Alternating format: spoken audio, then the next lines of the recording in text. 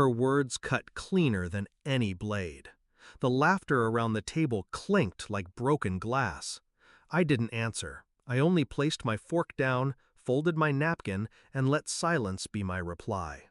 That night I packed a single suitcase. By morning, the house was listed. By the end of the week, sold. Accounts she depended on, frozen. The safety net she never thanked me for, gone.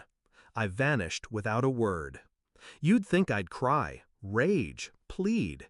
But betrayal doesn't always arrive with violence. Sometimes it drips, slow and quiet, until the glass is full.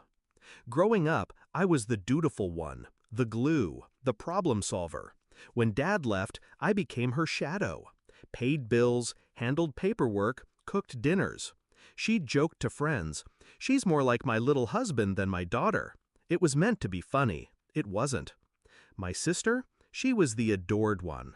Reckless, but excused. Selfish, but forgiven. When she stumbled, I cleaned it. When she failed, I carried her. And Mom let her.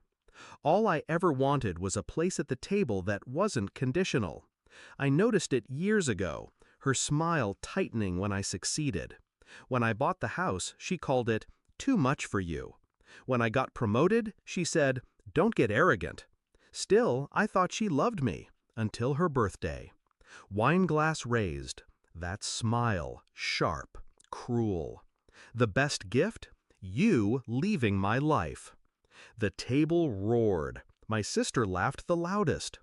That was the night I stopped being their safety net. I didn't confront her, didn't shout or slam doors. That's what she expected. Noise, drama, weakness. Instead, I planned. Methodically, quietly. First, the house. Mine, legally. Signed only under my name. Gone overnight, cash in my account. Next, the joint savings she leaned on. Closed. Every automatic draft she relied on, rejected. She woke up a week later with bills piling and no fallback. I rented a small apartment 2 towns over. Bare walls. Silence. Peace. No one knew. I cut ties clean. But then the calls started. Unfamiliar numbers. Voicemails I didn't answer. Her voice trembled, each message sharper than the last. At first, "Where are you? This isn't funny." Then, "Your sister can't pay the mortgage. I told her you'd help." Finally, "You think you can just abandon family? You'll regret this." I listened in the dark, expressionless. Every word confirmed what I already knew. I was never a daughter. I was their crutch. The real revenge wasn't the money. It was the mirror I held up. Without me, the cracks widened. My sister's debts surfaced. Creditors circled. Mom's carefully constructed image of the strong matriarch collapsed under the weight of overdue notices and eviction threats. I'd built the scaffolding of their lives, and when I pulled it away, everything crumbled. And I didn't lift a finger. 3 months later, I saw her again. Not planned. A chance encounter, if you believe in chance. Grocery store aisle. She looked thinner, paler. Pride crapped around her eyes. When she saw me, she froze. "Where have you been?" Her voice was small. I looked at the basket in her hands. Bread, milk, coupons clipped to the top. Survival shopping. Not the woman who once raised a glass and mocked me. I didn't answer, just tilted my head, calm, unreadable. Her lips trembled. We can talk. Fix this." I almost laughed. Fix this? There was nothing broken, only revealed.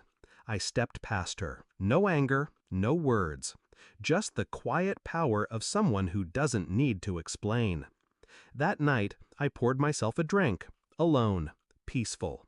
I thought back to her birthday table, her smirk, my sister's laughter, the clink of glasses celebrating my absence. They thought they'd erased me, but all I'd done was grant their wish.